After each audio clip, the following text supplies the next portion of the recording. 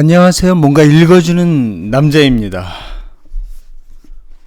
암병동, 솔제니친의 작품인데요. 제 1부부터 시작해볼까요? 절대로 병은 아니다. 암병동은 달리 제13병동이라 불렀다. 파벨 니콜라이비치 루사노프는 미신을 믿는 사람도 아니고 또 믿을 이유도 없었으나 그래도 이번 신청서에 제13병동이라 적힐 때는 가슴이 무너져 내리는 것 같았다. 그것이 외과병동이라거나 내과병동이라면 누구든 13이라는 숫자를 붙이진 않았을 것이다. 그러나 지금 의지할 수 있는 곳이라곤 이 병원밖에는 없다. 하지만 선생님, 저는 암은 아니지요. 그렇지요? 애원하듯 물으면서 루사노프는 자기 턱 우측에 악성 종양을 슬며시 만져봤다. 그것은 날마다 커져갔으나 보기에 흉하지 않은 흰 피부에 쌓여 있었다. 네네, 물론 아니죠. 벌써 몇 번이나 이런 질문을 받고 보니 여의사 돈초바는 판에 박힌 대답을 내뱉으면서 서둘러 병상카드를 기입했다.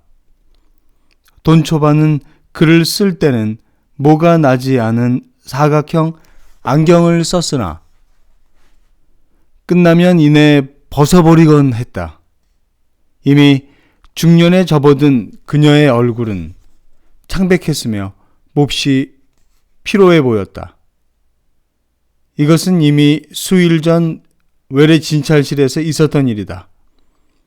외래 진찰실에서 암병동으로 지정받게 된 것만으로도 환자는 벌써 밤잠을 이루지 못한다. 그런데 돈초바는 되도록이면 빨리 입원을 해야 한다고 루사노프에게 권했던 것이다. 생각지도 않았던 이 병이 아무런 예고도 없이 2주일 전부터 마치 해오리 바람처럼 편안하게 지내는 이 행복한 사람을 덮쳐버렸지만 지금 루사노프를 우울하게 만드는 것은 병 그 자체보다도 언젠가 입원했을 때처럼 큰 병실로 옮기는 일이었다. 그래서 그는 서둘러 예브게니 세메노비치와 옌자핀 그리고 울리마즈마예프한테 전화를 걸었고 또 그들은 여러 곳에서 연락을 취해서 이 병원에 특실이 있는지 아니면 작은 방을 임시로 특실로 쓸 수 있는지를 알아봐 주었다. 그러나 이 병원은 워낙 좁아서 뜻대로 되지 않았다. 다만 주임 의사를 통해서 겨우 치료실과 욕실 그리고 갱의실만은 공동으로 쓰지 않아도 된다는 허락을 받았다. 제13병동 입구까지 유라는 청색의 모스크비치 자가용으로 아버지와 어머니를 모셔다 드렸다. 몹시 추운 날인데도 불구하고 휑한 돌층계 위에는 낡은 무명 가운만을 입은 두 여인이 추위에 몸을 움츠리고 서 있었다. 그 꾀재재한 가운과 이 병원의 모든 것이 루사노프는 불쾌하게 느껴졌다. 드나드는 사람들의 발에 달아버린 시멘트 바닥, 환자들의 손때가 묻어 광택을 잃은 문의 손잡이, 낡아빠진 대합실 마룻바닥, 벽에 붙은 올리브색의 널빤지, 얄팍한 판자를 이어서 만든 커다란 벤치. 환자들은 그 벤치에 다 앉지도 못하고 그냥 바닥에 주저앉아 있었다. 솜 겹저고리를 입은 우즈베크의 남자들과 흰 두건을 쓴 노파들, 연두색과 붉거나 파란 두건을 쓴 처녀들 모두가 장화와 덧신을 신었다. 한 러시아 청년이 단추가 풀어진 외투를 마룻바닥에 늘어뜨린 채 벤치 하나를 독차지하고 누워 있었다. 몸은 앙상하게 뼈만 남았는데 배 부분만 유난히 불룩하게 나온 이 청년은 느닷없이 고통스러운 비명을 지르곤 했다. 그 울음소리를 듣고 있으면 루사노프 자신이 정신이 아찔해지는 것을 느꼈으며 마치 자기를 대신해서 이 청년이 울부짖고 있는 것이나 아닌가 하는 생각이 들었다. 루사노프는 입술까지 파래해지며 멈칫 서서 중얼거렸다. 까빠, 이런 곳에서 난 죽고 말아요. 안 되겠어. 돌아가요. 카피톨리나 마트예브나는 남편의 손을 꽉 잡았다. 돌아가다니요. 그래, 돌아간 다음에 어떡하시겠다는 거예요? 어떡하다니?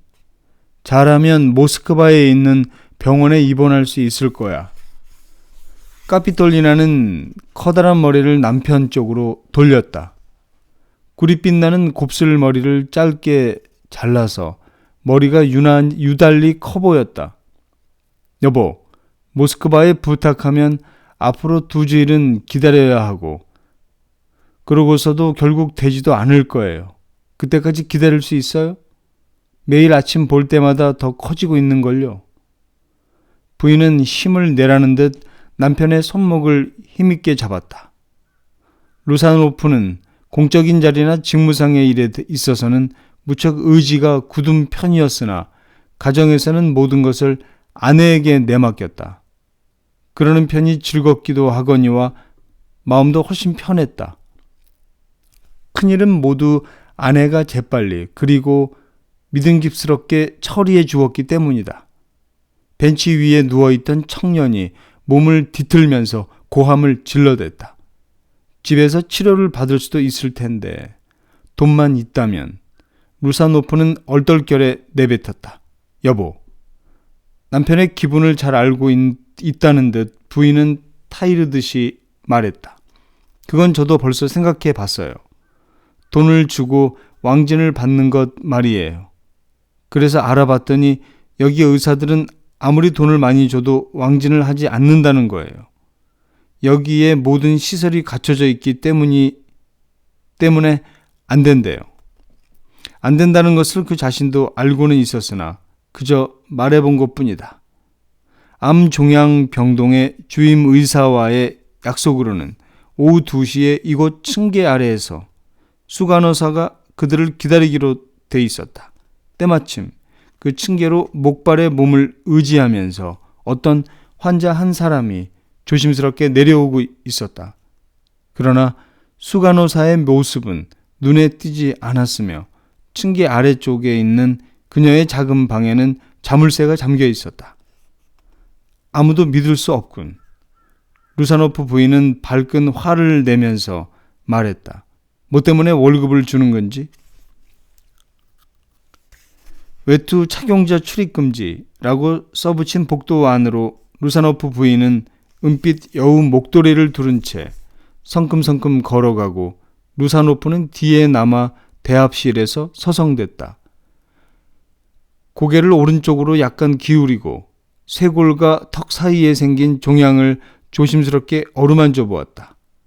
어느새 겨우 이 반 시간 동안에 집에서 목도리를 두르면서 마지막으로 거울에 비춰본 때부터 지금까지 종양이 훨씬 더 커진 것만 같았다. 루사노프는 힘이 쭉 빠지는 것을 느끼면서 앉고 싶어졌다. 그러나 왠지 벤치가 불결해 보였고 두건을 쓴 여인에게 자리를 좀 좁혀달라고 부탁하는 것도 부끄러운 노릇이었다. 이 여인은 때 묻은 주머니를 마룻바닥에 놓고 그것을 두 발 사이에 꽉 끼고 앉아 있었다. 그 주머니에서 나는 악취는 약간 거리를 두고 서 있는 루사노프에게까지 풍겨왔다. 도대체 이 지방 사람들은 언제쯤이나 청결하고 간편한 가방을 들고 여행을 하게 될까? 청년의 울부짖음과 눈에 보이는 모든 것, 코를 찌르는 냄새 등에 압도된 그는 병 모서리에 멍하니 기대 서 있었다. 밖에서 농부 한 사람이 들어왔다. 그는 레테르가 붙은 반 리터드리의 유리 용기를 들고 있었으며 용기 속에는 누런 액체가 넘치도록 가득 담겨 있었다. 농부는 그것을 감추려고도 하지 않고 마치 줄을 들어서서 겨우 얻은 맥주를 다루듯이 거침없이 눈높이로 그것을 치켜 올렸다. 그는 루사노프 앞까지 와서는 그 용기를 내밀려다가 멈칫 섰다.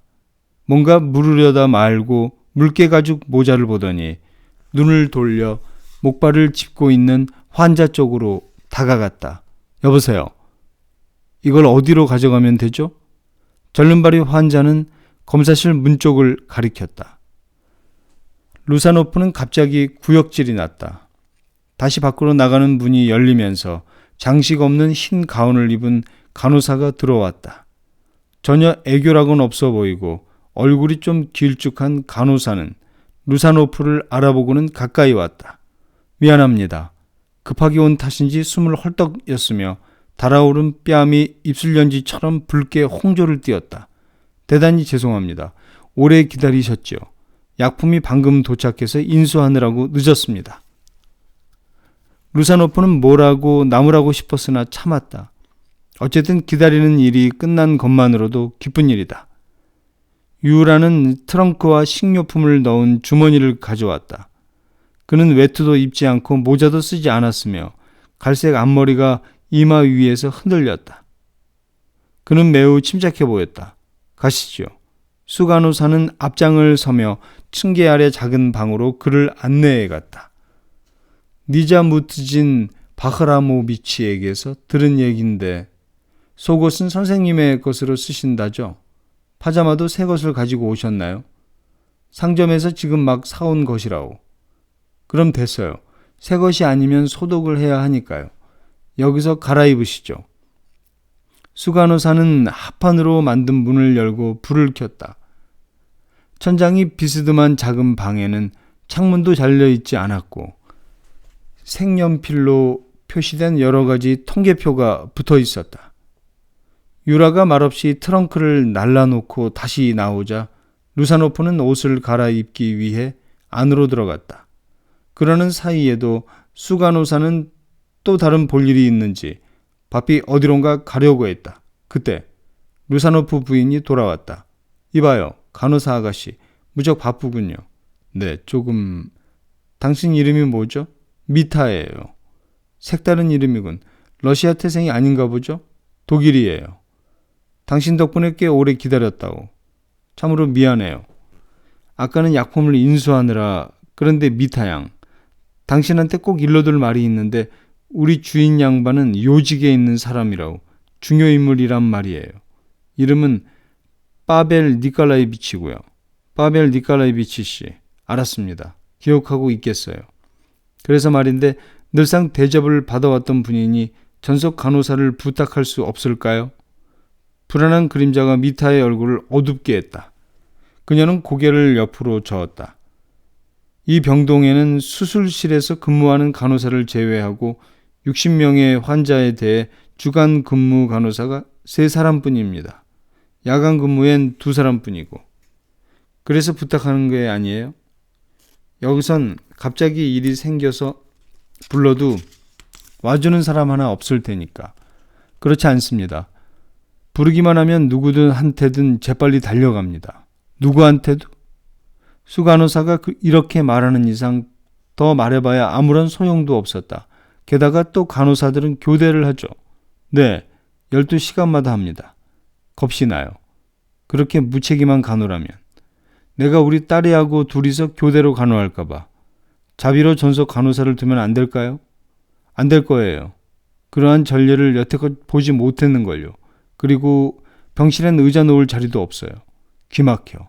정말 형편없는 병실이군. 꼭 보고 가야겠어요. 도대체 침대는 몇 개나 있지요? 9개 있습니다. 그래도 병실에 들어오는 사람은 운이 퍽 좋은 편이죠. 새로 들어오는 사람들은 층계 밑이나 복도에 누워있는 형편이에요. 일단 발음이 잘 안 됩니다. 솔제니친 암병동 첫 번째 부분 읽어봤는데요. 지금까지 뭔가 읽어주는 남자였습니다. 감사합니다.